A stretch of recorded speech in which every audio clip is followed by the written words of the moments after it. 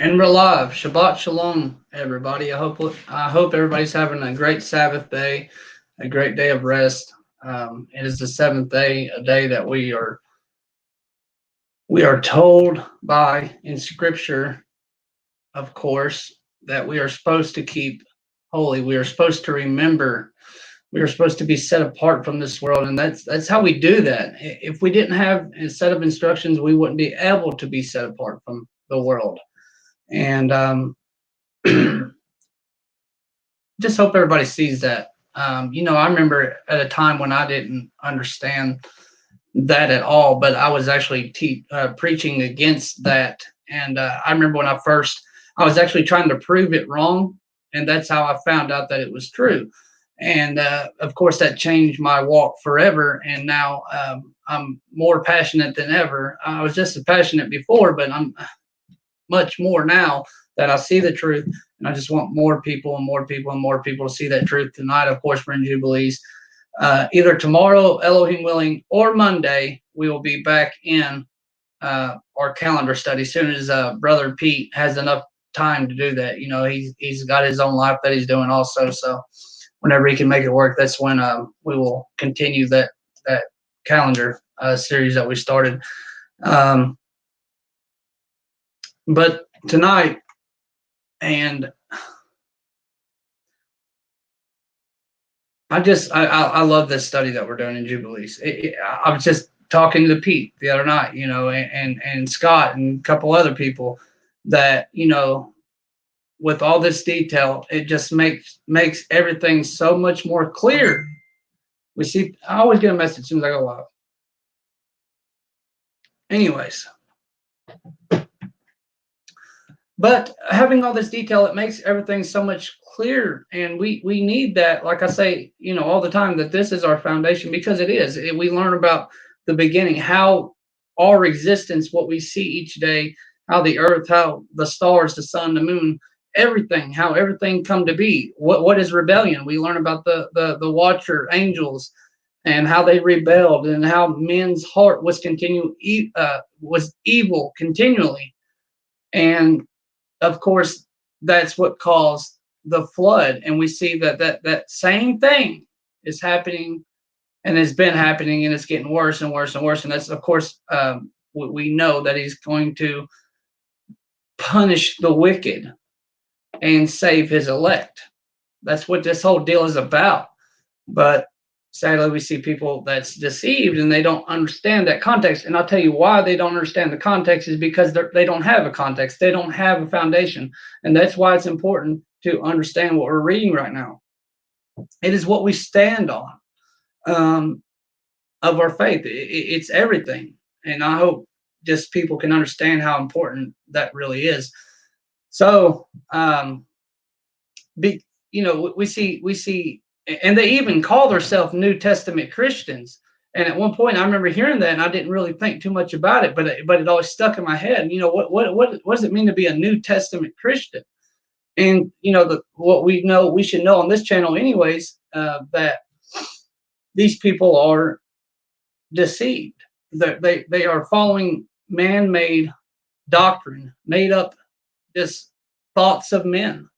I'm sure a lot of it was on purpose, to deceive people. But they just read the New Testament, the Brit Hadashah, the writings, the letters to the different assemblies, of course, the good news, and they take everything out of context. They have no foundation. They believe that's all they need. So that causes a lot of problems. And the number one problem that I see it causing, besides doing away with the Torah, doing away with the instructions and the law, and the prophets, the second biggest thing that it does away with, or not does away with, but what it causes is that they have this idea of when you die, you either go to heaven. Tell me if I'm not right here, everybody in the chat section. Tell me if I'm not right. But this has been in my head for some time now, for some reason, and it's been just, I felt like I need to say this. Maybe there's somebody dealing with this or something. I don't know, but it's just been on my heart, pressed on my heart and my spirit to say this. That these what happens in Christianity is that these people believe You know, their sole purpose is to get to heaven when they die. Well, I'm going to heaven when I die, or because of course you don't, because the punishment is, if I'm not saved, I'm going to go to hell. I'm going to go the lake of fire, which they even twisted that. Of course, we see. I've been over that and in nauseum. You know what is it? What is hell?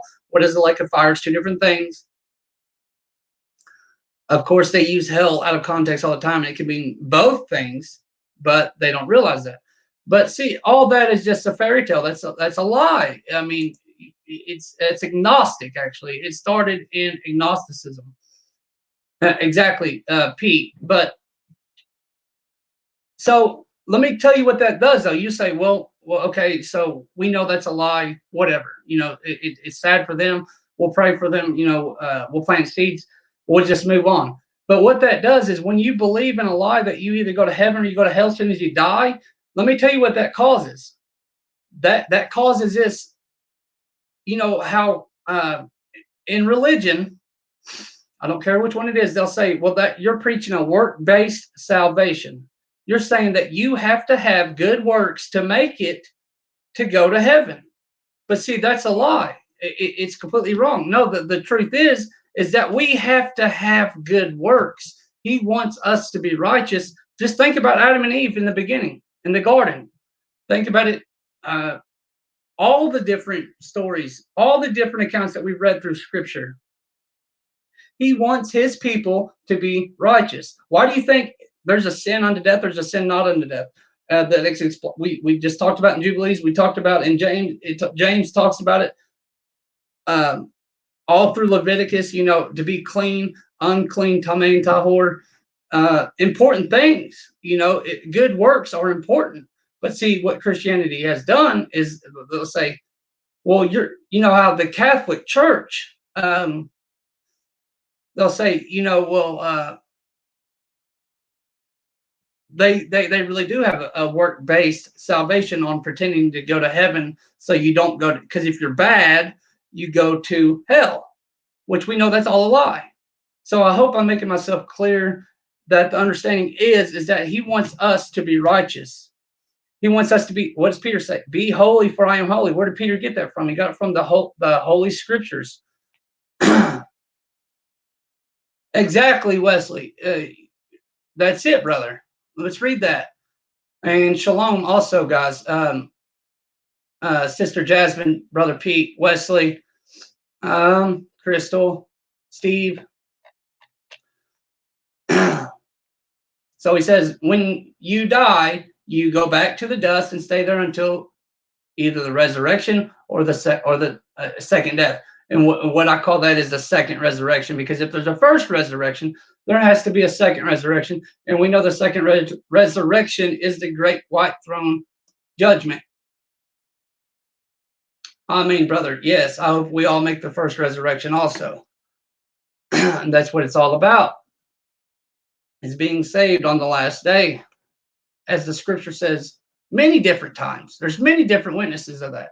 So anyways, I wanted to get that off my chest, because for some reason my spirit was pressing me to talk about that. Exactly. Exactly. And I've talked about that also ad nauseum, Pete. So hopefully people understand that also. Yeah, I mean, there is no soul sleep or whatever, as that's called. I believe that you literally are. I believe the scripture does teach that there is a place for the wicked, and there's a place for the righteous. And we've talked about that many different times. We've seen that in 2nd Ezra chapter 14, I want to say, maybe 7. I'm not sure. It's been some time since I've read it. In Enoch 22, like you said, and some other places. But anyways, so we're going to go back in Jubilees, and I want to spend some time in that tonight, because there's still some. It's a long book, so let's spend as much time as we can in that. Thanks. So let's get the screen share started.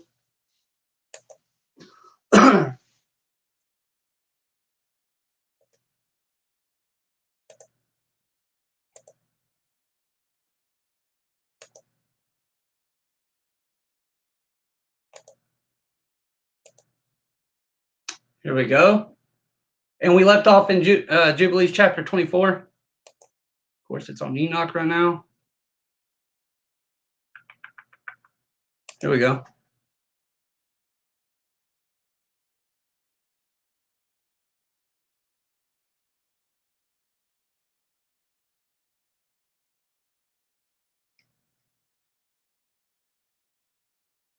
Yeah, it was chapter 7, exactly, of 2nd Esdras.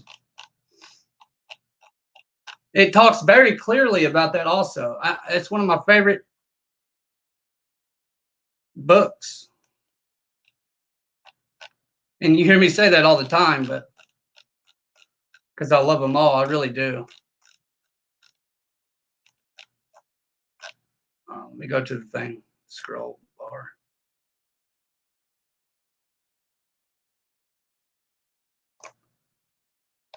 Hang on.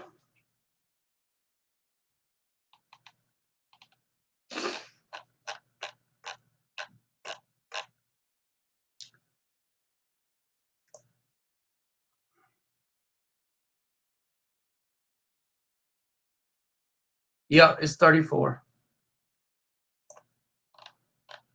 Long chapters.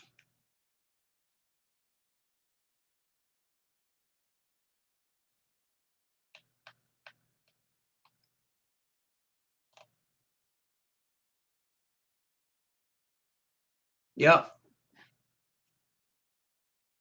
I know exactly what you're talking about right there, Pete, about the 7 days. And I think the Catholic Church perverted that, and that's how they got the doctrine of purgatory.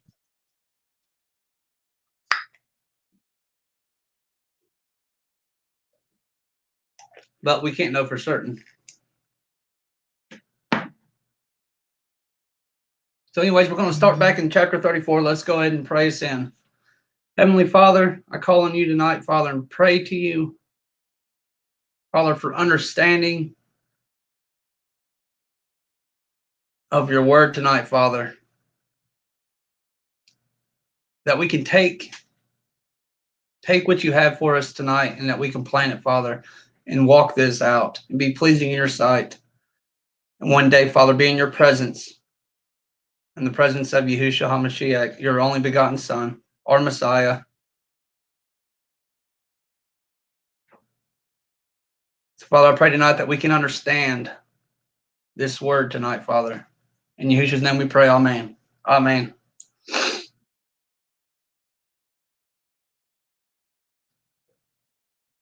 Of course it is. I know that. So 34, let's go. And in the 6th year of this week, of this 44th Jubilee, Jacob sent his sons to pasture their sheep, and his servants with them to the pastures of Shechem.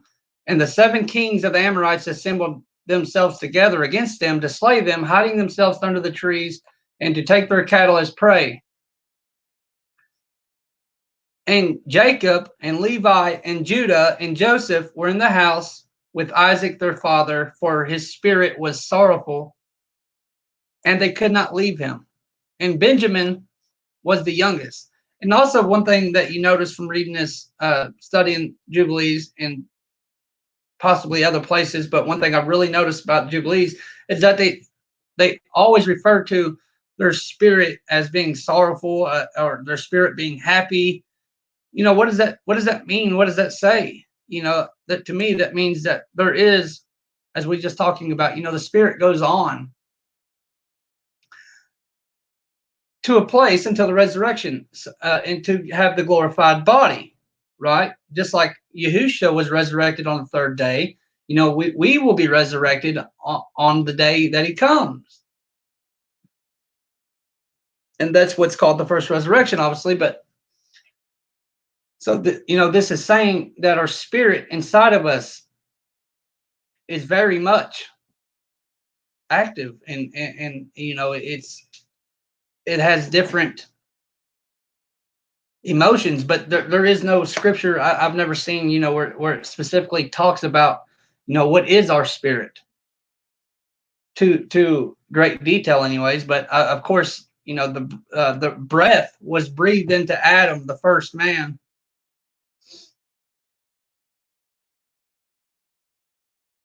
I don't know. That's all another study. Let me keep going. Was sorrowful. The spirit was sorrowful, and they could not leave him. And Benjamin was the youngest. And for this reason, so Benjamin was the youngest, and for this reason remained with his father. And there came the kings of Taphu, and the kings of Arisa, and the kings of Saragon, and the kings of Selo, and the kings of Gaaz, and the king of Betharam, and the king of Maon Issachar, and I know I'm saying all these wrong, and all those who dwell in these mountains and who dwell in the woods in the land of Canaan. And we know the Canaanites were wicked. They idolized. They was Gentiles. And they announced this to Jacob, saying, Behold, the kings of the Amorites have surrounded thy sons and plundered their herds. And he arose from his house, he and his 3 sons and all the servants of his father, and his own servants. He went against them with 6,000 men who carried swords, and he slew them into the pastures of Shechem, and pursued those who fled. And he slew them with the edge of the sword, and he slew Arisa and Taphu and Saragon and Selo and Amani Issachar. How do you pronounce that one? And this, okay, can't pronounce that. And he recovered his herds, and he prevailed over them, and imposed tribute on them, that they should pay him tribute. Remember, me and Pete talked about this actually yesterday in 1 Corinthians chapter 13. Remember when he's talking about paying taxes, but we corrected it, and it's talking about tribute. I'm sure you understand what I'm talking about, because it's pretty cool that we're seeing this after we just read that. 5 fruit products of their land, and he built. Remember, he's talking about tithing, and he built Robel and Tamna Tares. Wow, some crazy names. And he returned in peace and made peace with them, and they became his servants until the day that he and his sons went down into Egypt. And in the 7th year of this week, 2149, he sent Joseph to learn about the welfare of his brothers from his house to the land of Shechem. And he found them in the land of Dothan, and they dealt treacherously with him and formed a plot against him to slay him. But changing their minds, they sold him to Ishmaelite merchants. And they brought him down into Egypt, and they sold him to Potiphar, the eunuch of Pharaoh. So we read this in Genesis. This should be familiar to you. Potiphar, right? The eunuch of Pharaoh. Now we're going to learn about Joseph being sold to slavery. So he sold him to Potiphar, the eunuch of Pharaoh, the chief of the cooks, priest of the city of Elu. And the sons of Jacob slaughtered a kid and dipped the coat of Joseph in the blood and sent it to Jacob their father on the 10th of the 7th month. And he mourned all that night, for they had brought it to him in the evening, and he became feverish with mourning for his death. And he said, An evil beast hath devoured Joseph. And all the members of his house mourned with him that day, and they were grieving and mourning with him all that day. And his sons and his daughters rose up to comfort him, but he refused to be comforted for his son. And on that day, Bilhah heard that Joseph had perished, and she died mourning him. And she was living in, cannot pronounce that one, Kefratef, literally it's what it says, Kefratef. And Dinah also, his daughter, died after Joseph had perished. And there came these 3 mournings upon Israel in 1 month. And remember, these were people from Abraham, right? Where all these genealogies come from. How we see Israel forming.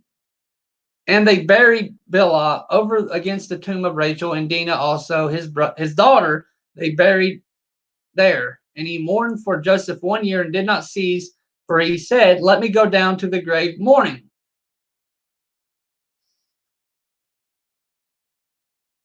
Okay. "For my son, for this reason it is ordained for the children of Israel that they should afflict themselves on the 10th of the 7th month on that day, on the day that the news which made him weep for Joseph came to Jacob his father, that they should make atonement for themselves thereon with a young goat on the 10th of the 7th month once a year for their sins. For they had grieved the affection of their father regarding Joseph his son. And this day has been ordained that they should grieve thereon for their sins and for all their transgressions and for their errors, so that they might cleanse themselves on that day once a year. And after Joseph perished, the sons of Jacob." Now we notice, what I noticed right off the bat is that Genesis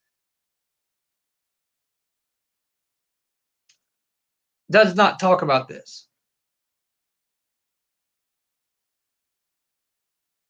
But let me keep reading before I go into that. "And Joseph perished. The sons of Jacob took unto themselves wives. The name of Reuben's wife is Adah, and the name of Simeon's wife is," cannot say that, Adlbaa, a Canaanite. It's a Canaanite woman. Okay, Simeon's wife was a Canaanite.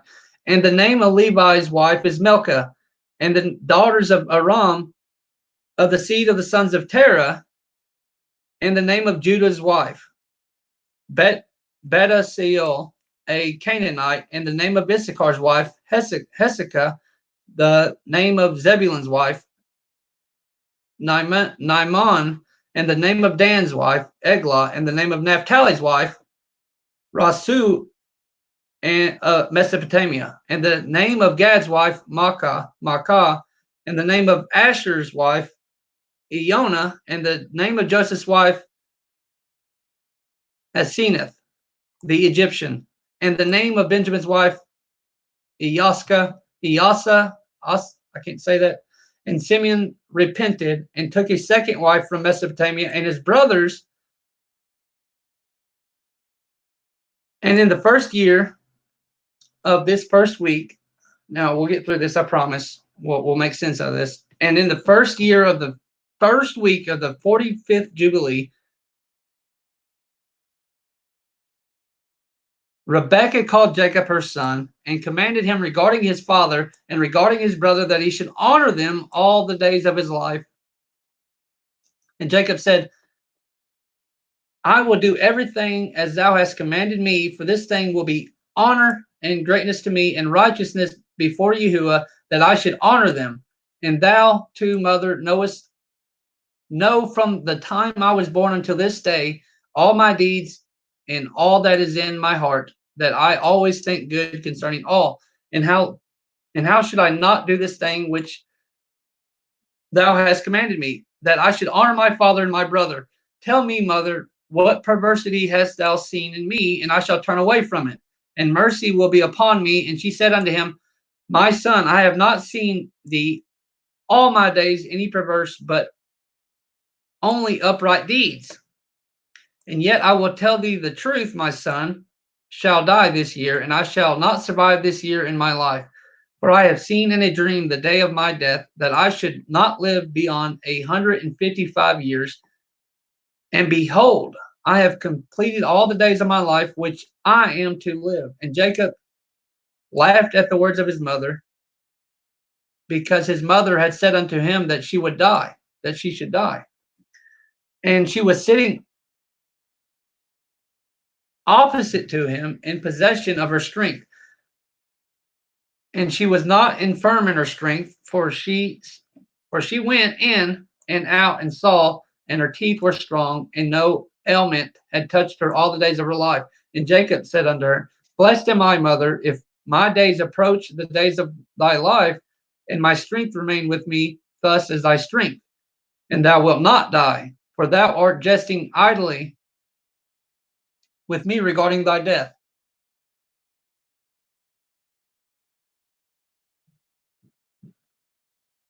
Okay, so we'll come back to that in a minute. I just read that in the chat. "And she went in to Isaac and said unto him, One petition I will make unto thee, make Esau swear that he will not inquire Jacob, nor pursue him with enmity, for thou knowest Esau's thoughts, that they are perverse from his youth.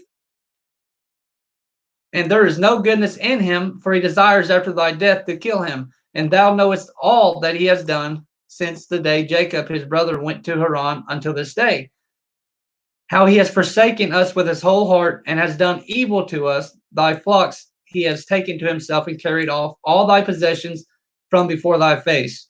And when we implored and besought him for what was our own, he did as a man who was taking pity on us, and he is bitter against thee, because thou did bless Jacob, thy perfect and upright son. For there is no evil, but only goodness in him. And since he came from Haran unto this day, he has not robbed us of aught, for he brings us everything in its season always, and rejoices with all his heart when we take at his hands, and he blesses us. And he has not parted us from since he came from Haran unto this day, and he remains with us continually. At home honoring us. And Isaac said unto her, I too know and see the deeds of Jacob, who is with us, how that with all his heart he honors us. But I loved Esau formerly more than Jacob, because he was the firstborn. But now I love Jacob more than Esau, for he has done manifold evil deeds, and there is no righteousness in him. We're talking about two brothers right here, right? Jacob and Esau. Esau sold his birthright. We learned about that before, and more details than that, obviously, but I don't want to get into all of them because we done covered it. This is why she loves Jacob more. There is no righteousness in him, for all his ways are unrighteousness and violence, and there is no righteousness around him. And now my heart is troubled because of all of his deeds, and neither he nor his seed is to be saved. Is to be saved. Didn't say they was saved. It said to be saved. For they are those who will be destroyed from the earth. Okay, we covered this before, but we know there's judgment coming to the wicked on this earth. He said, that wicked seed. I'm not talking about like a serpent seed deal or nothing like that. Okay, I'm talking about the wicked people who don't follow the instructions. They're unrighteous. They will be destroyed from the earth.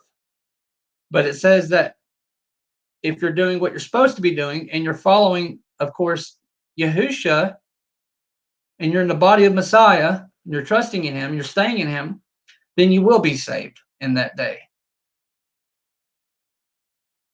And who will be rooted out from under heaven? For he has forsaken the Elohim of Abraham, and gone after his wives, and after their uncleanness, and after their error, he and his children.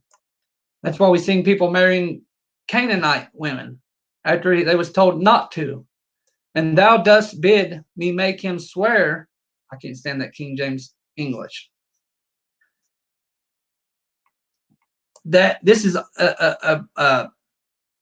not the best translation, okay, but we're dealing with it. That he will not slay Jacob his brother, even if he swear. He will not abide by his oath, and he will not do good but evil only. But if he desires to slay Jacob his brother, into Jacob's hands will he be given, and he will not escape from his hands, for he will descend into his hands. And fear thou not on account of Jacob, for the guardian of Jacob is great and powerful and honored, and praised more than the guardian of Esau. And Rebekah sent and called Esau, and he came to her. And he said unto him, I have a petition, my son, to make unto thee, and do thou promise to do it, my son. And he said, I will do everything that thou sayest unto me, and I will not refuse thy petition. And she said unto him, I ask you that the day I die, thou wilt take me and bury me near Sarah. Now Sarah was Abraham's wife, thy father's mother, and that thou and Jacob will love each other, and that neither will desire evil against the other, but mutually love only. And so will you prosper, my sons, and be honored in the midst of the land, and no enemy will rejoice over you, and you will be a blessing and a mercy in the eyes of all those that love you. And he said, I will do all that thou hast told me, and I shall bury thee on the day that thou diest near Sarah, my father's mother, as because his father is Isaac, right? And that's the son of Abraham. As thou hast desired that her bones may be near thy bones, and Jacob my brother also I shall love above all flesh, for I have not a brother. We still do this today, right? Family wants to be buried next to family. I shall love above all flesh, for I have not a brother in all the earth, but him only.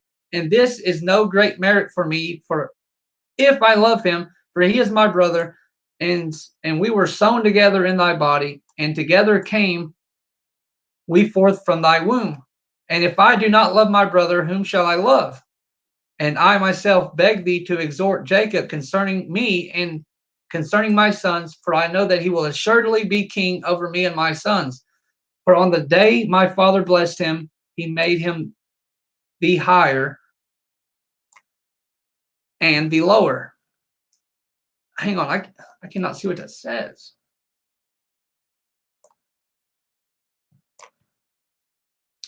I think it's supposed to say Esau right there. Anyways,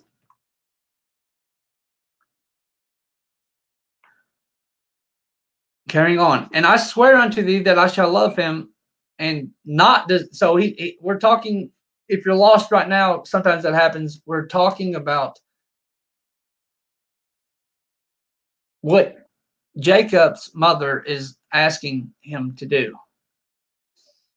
Rebecca, and I swear unto thee that I shall love him and not desire evil against him all the days of my life, but good only. And he swore unto her regarding all this matter, and she called Jacob before the eyes of Esau and gave him commandment according to the words which he had spoken to Esau. And he said, I shall do thy pleasure. Believe me that no evil will proceed from me or from my sons against Esau, and I shall be first and not save in love only. And they eat and drink, she and her sons, that night, and she died. So these was her death wishes to her sons. 3 jubilees and 1 week and 1 year old. On that night, her 2 sons, Esau and Jacob, buried her in the double cave near Sarah, their father's mother. And then this, just like her wish, just like her command. So they obeyed their mother's command. And in the 6th year of this week, 2162, Isaac called his 2 sons, Esau and Jacob, and they came to him, and he said unto them, My sons, I am going to the way of my fathers, to the eternal house where my fathers are. It's very interesting. Listen to this. I am going to the way of my fathers. Who's his father? Abraham, so forth, so on, the forefathers, to the eternal house where my fathers are. Wherefore bury me near Abraham my father in the double cave in the field of Ephron the Hittite. Wherefore, where Abraham purchased a sepulchre to bury in, and the sepulchre which I dig for myself, there bury me. This I command you, my sons, that you practice righteousness and uprightness on the earth, so that Yahuwah may bring upon you all that Yahuwah said that he would do to Abraham and to his seed. But he said to do. He didn't say believe. He said you need to do righteousness so that he would do what he said he would do to Abraham and to his seed. And love one another, my sons, your brothers, as a man who loves his own soul, and let each seek in what he may benefit his brother, and act together on the earth, and let them love each other as their own souls. And concerning the question of idols, I command and admonish you to reject them and hate them, and love them not, for they are full of deception for those that worship them and for those that bow down to them. Remember, you, my sons, that Yahuwah, Elohim of Abraham, your father, and how I worshipped him and served him in righteousness and in joy. Notice what he said right here. He worshipped him in righteousness. He didn't say he went to a big building and worshipped, like we see what worship is today, right? which is false. We know it's rooted in just false doctrine. But what I'm saying here, listen what worship is. He says he served him in righteousness and in joy, that he might multiply you and increase your seed as the stars of heaven in multitude, and establish you on the earth as the plant of righteousness, which will not be rooted out. And we're talking about Yasharel. We're talking about Jacob and the 12 tribes. That they would be as numerous as the stars of heaven, more than the sand of the sea. Think about that. We're talking about people from all across the world. That's what we see today. It's been since the beginning, this plan. Yahusha was our atonement. I just hope people understand that. And establish you on the earth as the plant of righteousness. Righteousness will be not rooted out unto all the generations forever. And now I shall make you swear a great oath. And what listen what it says right here. What Christianity says is that, well, Israel is just that land over there, okay?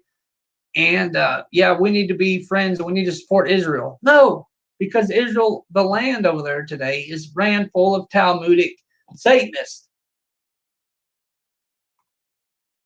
And that it goes so deep. I don't know. I don't know how people don't see it though. And now I shall make you swear a great oath, for there is no oath which is greater than it by the name glorious and honored and great and splendid and wonderful and mighty, which created the heavens and the earth and all things together, that you will fear him and worship him. See, it's always been the same thing. Ain't nothing changed. Nothing. Well, I mean, some things have, but at the root, nothing. Okay. Of course, some things we do differently because obviously we're not going to start sacrificing animals because there's no need in that. Obviously, we don't go to Jerusalem anymore to do the feast, because we're in the dispersion. So anyways, let's keep going. And that each will love his brother with affection and righteousness, and that neither will desire evil against his brother from henceforth forever all the days of your life, so that you may prosper in all your deeds and not be destroyed. And if either of you devises evil against his brother, know that from henceforth. And listen to this word right here. Does it not sound like Yahusha talking? How he tells us to love your brother? Think about that. He's the Word made flesh. We're reading the Word. Hang on. And this sounds just like Deuteronomy 28. And if either of you devises evil against his brother, know that from henceforth everyone that devises evil against his brother shall fall into his hand, and shall be rooted out of the land of the living, and his seed shall be destroyed from under heaven. But on that day of turbulence and execration and indignation and anger, with flaming devouring fire, as he burnt Sodom. He's talking about the great and dreadful day, okay, the day of Yahuwah, his wrath. So likewise will he be burned, and he will burn his land and his city and all that is his, and he shall be blotted out of the book of the discipline of the children of men, and not be recorded in the book of life, but in that which is appointed to destruction, and he shall depart in eternal execration. Eternal execration. What does that mean? It means he's going to like fire. So that their condemnation may be always renewed in hate, and in execration, and in wrath, and in torment, and in indignation, and in plagues, and in disease forever. I say and testify to you, my sons, according to the judgment which shall come upon the man who wishes to injure his brother. And he divided all his possessions between the two on that day, and he gave the larger portion to him that was the firstborn, and the tower, and all that was about it, and all that Abraham possessed on the well of the oath. And he said, this larger portion I will give to the firstborn. And Esau said, I have sold to Jacob and given my birthright to Jacob to let him it be given. And I have not a single word to say regarding it, for it is his. And Isaac said, May a blessing rest upon you, my sons, and upon your seed this day, for you have given me rest, and my heart is not pained concerning the birthright, lest thou shouldest work wickedness on account of it. May the Most High Elohim bless the man that worketh righteousness, him and his seed forever. And he ended commanding them and blessing them, and they eat and drink together before him, and rejoice because there was one mind between them. And they went forth from him and rested that day and slept. And Isaac slept on his bed that day rejoicing, and slept the eternal sleep, and died 180 years old. He completed 25 weeks and 5 years, and his two sons Esau and Jacob buried him. And Esau went to the land of Edom, to the mountains of Seir, and dwelt there. And Jacob dwelt in the mountains of Hebron, in the tower of the land of the sojournings of his father Abraham. And he worshipped Yahuwah with all his heart, and according to the visible commands, according as he had divided the days of his generations. And Leah, his wife, died in the 4th year of the 2nd week of the 45th Jubilee. And he buried her in the double cave near Rebekah, his mother, to the left of the grave of Sarah, his father's mother. And all her sons and his sons came to mourn over Leah, his wife, with him, and to comfort him regarding her. For he was lamenting her, for he loved her exceedingly after Rachel, her sister, died. For she was perfect and upright in all her ways, and honored Jacob. And all the days that she lived with him, he did not hear from her mouth a harsh word. For she was gentle and peaceable and upright and honorable. And remembered all her deeds which she had done during her life, and lamented her exceedingly. For he loved her with all his heart and with all his soul. And on that day, Isaac, the father of Jacob, and Esau died. And the sons of Esau heard that. On the day that Isaac, the father of Jacob, and Esau died, the sons of Esau heard that Isaac had given the portion of the elder to his younger son Jacob. And they were very angry, and they strove. Hang on a second.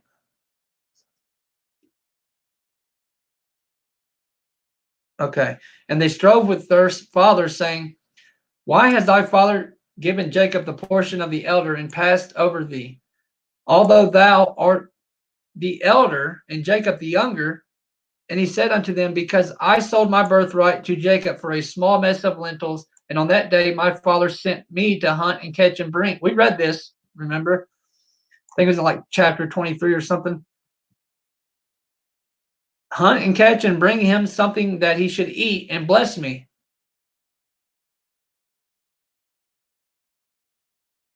He came with guile and brought my father food and drink. And my father blessed him and put me under his hand. And now our father has caused us to swear, me and him, that we should not mutually devise evil either against his brother, and that we shall continue in love and in peace, each with his brother, and not make our ways corrupt. And they said unto him, We shall not hearken unto thee to make peace with him, for our strength is greater than his strength. We are more powerful than he. We shall go against him and slay him and destroy him and his sons. And if thou wilt not go with us, we shall do hurt to thee also.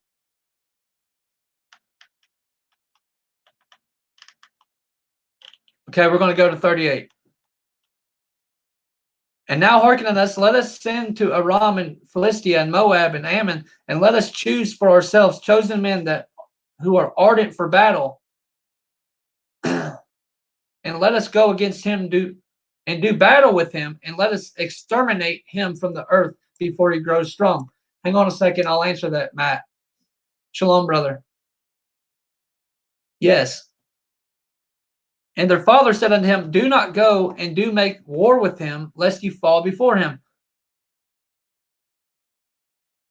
And they said unto him, This too is exactly thy mode of action from thy youth until this day, and thou art putting thy neck under his yoke.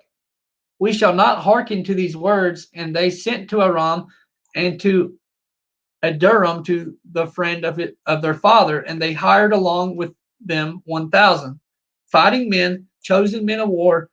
And there came to them from Moab and from the children of Ammon those who were hired, 1,000 chosen men, and from Philistia 1,000 chosen men of war, and from Edom and from the Horites 1,000 chosen fighting men, and from the Kittim mighty men of war.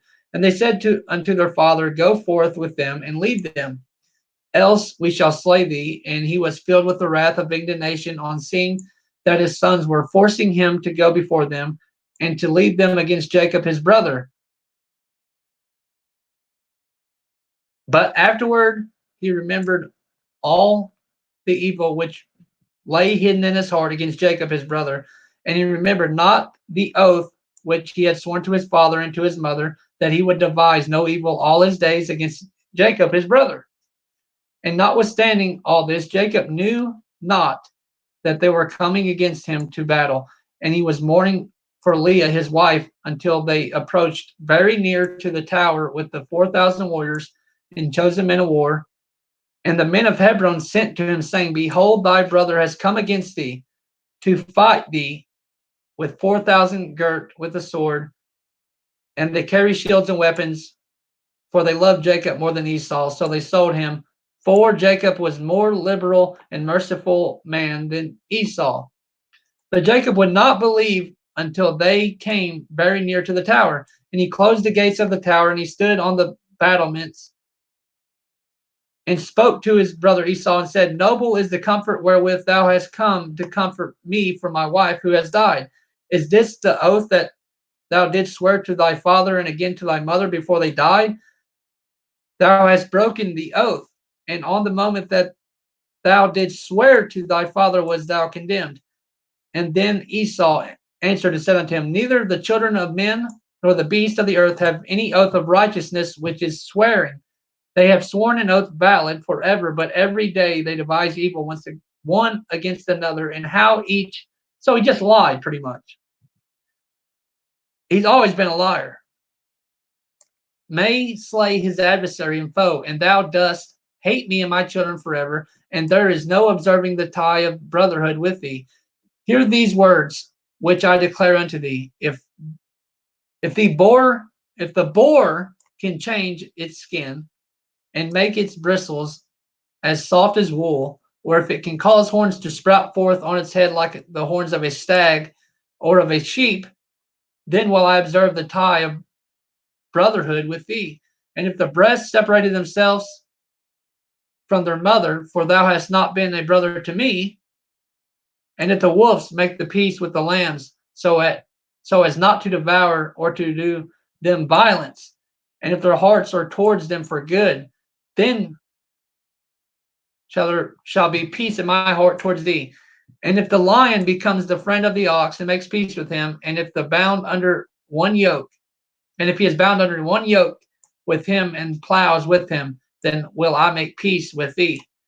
And when the raven becomes white as the Reza, whatever it says, then know that I have loved thee and shall make peace with thee. Thou shalt be rooted out, and thy sons shall be rooted out, and there shall be no peace for thee. And when Jacob saw that he was so evilly disposed towards him with his heart and with all his soul as to slay him, and that he had come springing like the wild boar which comes upon the spear that pierces and kills it and recoils not from it, then he spoke to his own and his servants that they should attack him and all his companions. So once Jacob found out all this was real and that his brother was really, really, really just hated him for whatever reason and wanted to kill him, that's when Jacob said, Look, this is enough. And after that, Judah spoke to Jacob his father and said unto him, Bend thy bow, father, and send forth thy arrows, and cast down the adversary, and slay the enemy, and may thou have the power, for we shall not slay thy brother, for he is such as thou, and he is like thee. Let us give him this honor. Then Jacob bent his bow and sent forth the arrow and struck Esau, his brother, on his right breast and slew him. And again he sent forth an arrow and struck Adoram the Aramean on the left breast and drove him backward and slew him. Then when then went forth the sons of Jacob, they and their servants, dividing themselves into companies of the four sides of the tower. And Judah went forth in the front, and Naphtali and Gad with him, 50 servants with him on the south side of the tower, and they slew all they found before them, and not one individual of them escaped. Okay, we done went into 38. That's where I'm going to stop. No, we're not. We're going to stop at 39 because it ain't that much longer, since we done read some of it anyways. Okay. And Levi and Dan and Asher went forth on the east side of the tower, and 50 men with them, and they slew the fighting men of Moab and Ammon, and Reuben and Issachar and Zebulun went forth on the north side of the tower, and 50 men with them, and they slew the fighting men of the Philistines. And Simeon and Benjamin and Enoch, Reuben's sons, went forth on the west side of the tower, and 50 men with them, and they slew of Edom and of the Horites 400 men, stout warriors. 600 fled, and 4 of the sons of Esau fled with them, and left their father lying slain, as he had fallen on the hill which is in Aduram. And the sons of Jacob pursued after them to the mountains of Seir. And Jacob buried his brother on the hill which is in Aduram, and he returned to his house. So all these people that Esau gathered up to go slew Jacob, the 12 tribes, what turned to the 12 tribes of Israel, fought them off, okay, which is Jacob's sons. And all the people that we just read about that they gathered. And the sons of Jacob pressed hard upon the sons of Esau in the mountains of Seir, and bowed their necks, so that they became servants and the sons of Jacob. And they sent to their father to inquire whether they should make peace with them or slay them. And Jacob sent word to his sons that they should make peace. And they made peace with them, and placed the yoke of servitude upon them, so that they paid tribute to Jacob and his sons always. And they continued to pay tribute to Jacob until the day that he went down into Egypt. And the sons of Edom have not got quit of the yoke of servitude which the 12 sons of Jacob had imposed on them until this day.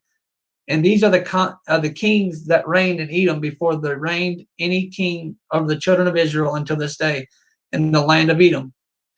Balak, the son of Beor, reigned in Edom, and the name of his city was Danabah. Balak died. Yobab, the son of Zara, and Bozer reigned in his stead. Yobab died in Azam, the land of Taman, reigned in his stead. Asam died. Adath, the son of Berad, who slew Midian in the field of Moab, reigned in his stead. And the name of his city was Avith. And Adath died. Salmon, a Mesika, reigned in his stead, and Salmon died. Saul of Rehoboth by the river reigned in his stead. And Saul died. Belanan, the son of Achbor, reigned in his stead, and Belanan, the son of Achbor, died, and Adath reigned in his stead. And the name of his wife was Medabith, the daughter of Matarat, the daughter of Metabib. I cannot say that one. I dare you to try to say that word. Okay. Yeah, exactly, Matt. I agree with you on that. Crazy stuff, man. These are the kings who reigned in the land of Edom. And Jacob dwelt in the land of his father's sojournings in the land of Canaan. These are the generations of Jacob. And that is the end of chapter 38. And we're going to pick back up in chapter 39. So we see that there's this war between Jacob and Esau. We see Isaac, Rebekah, and his sister died, and they had wishes, of course, and they failed to do them. Of course, Jacob was righteous, okay, and Esau was a liar. Always.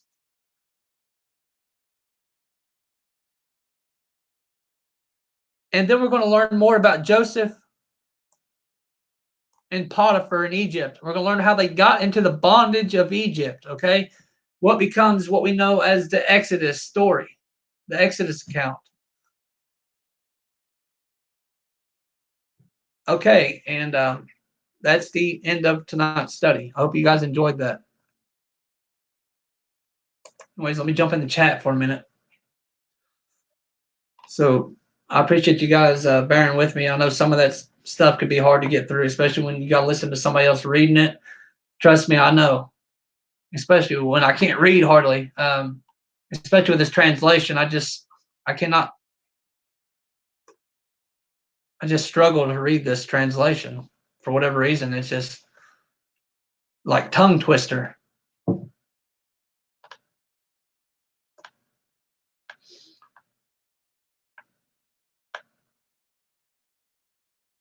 And there's different places that you can find that mad about. He said, didn't Yah curse his own people as well? Well, he said that he put a curse on them so that they would not see.